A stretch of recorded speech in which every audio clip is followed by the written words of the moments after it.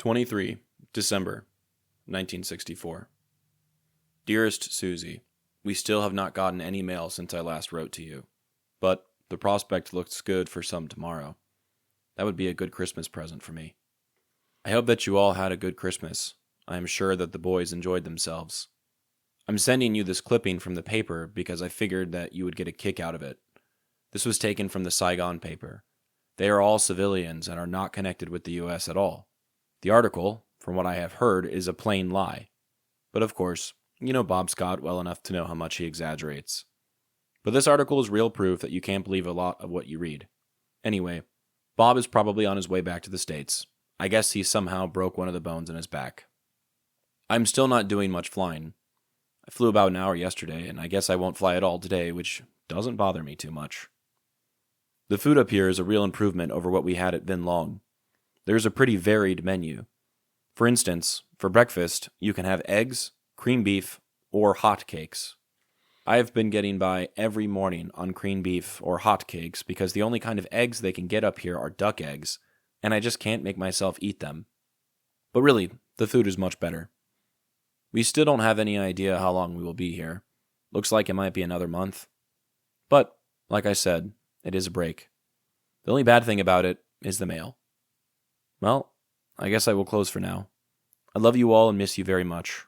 If it seems like I'm not writing very much, it is just because there is so little over here to write about. But I still think of you all the time. And I care for you just as much as ever. All my love. Bill. This is the last letter Popi wrote to Mema before Christmas. To supplement what he wrote, I think it is fitting to read to you the message President Johnson wrote to the Americans in Vietnam. It happened to be dated on the same day as Popi's letter. It goes as follows. Christmas message to the Americans in Vietnam, December 23, 1964. To my fellow Americans in Vietnam, and to their wives, children, and parents, I send warmest Christmas greetings. Those of us who are at home, full of joy and thoughts of peace, are ever mindful of and grateful to those thousands of you who toil today where there is no peace. You are in Vietnam, far from the places and people you love, because the forces that have given our nation strength and wealth have also placed upon it the burden of defending freedom, even in remote and distant villages. In every generation, the burden of protecting liberty has fallen to a few stout-hearted men. We Americans celebrate this holy season in liberty because our forebears had the courage, the determination, the will to sacrifice that was equal to the challenges before them. Future generations in many lands will spend Christmas days in freedom because there are men everywhere who are equal to this grim challenge in our time. You who carry freedom's banner in Vietnam are engaged in a war that is undeclared yet tragically real. It is a war of terror where the aggressor moves in the secret shadows of the nights. Murder and kidnapping and deception are his tools. Subversion and conquest are his goals.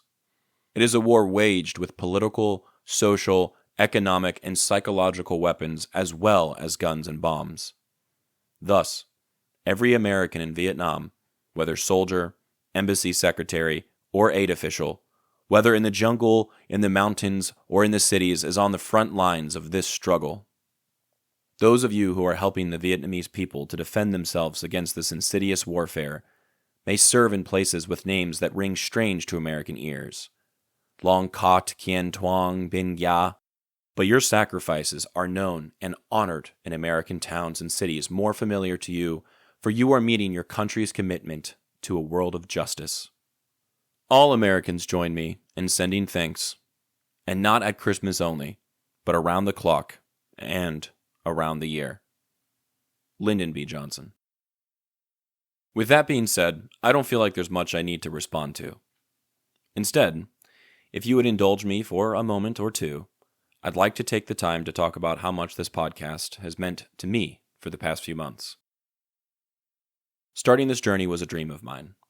I used Popi's archive for my master's work in graduate school, but had to put it on the side to conduct my PhD research. I had always dreamed of one day using most of his materials to educate people about Vietnam and about the struggles that the people who served over there faced. Over the past 3 months, I've had the pleasure of talking to you about Vietnam, the military, helicopters, and my family. It has been an honor that you are willing to listen. When Popi started his deployment, he was 27. That's how old I was when I started this project. He had 3 kids and a wife. I have a fiancé and a PhD. The world is dramatically different than it was all those years ago. It also hasn't changed a bit. To any Lowy, Lutzko, Schreier, Sims, Wicks, Dreffer, Vaca, Flanagan, Graham, Etherly, or anyone else who has supported me and listened to this during this process, please know that I wish you the merriest of Christmases.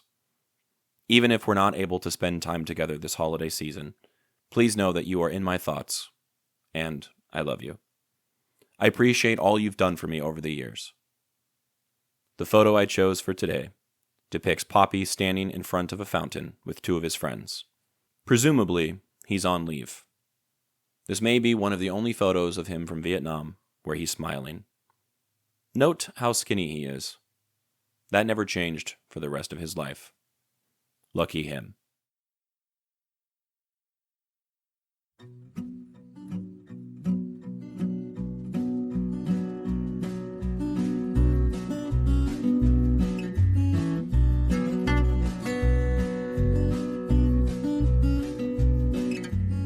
I'm Alex Lowy, and I hope you have enjoyed listening to this episode of Dearest Suzie and receiving messages from the past that my Popi wrote exactly 60 years ago. I sincerely appreciate your time and interest. Please consider following the podcast on your preferred platform, and if you're enjoying it, I kindly ask that you take the time to rate the show and leave a review. Also, please follow the project on YouTube, X, and Instagram. All likes, comments, shares, and reviews will help grow the reach of this story. The links for these things should be in the description of this episode.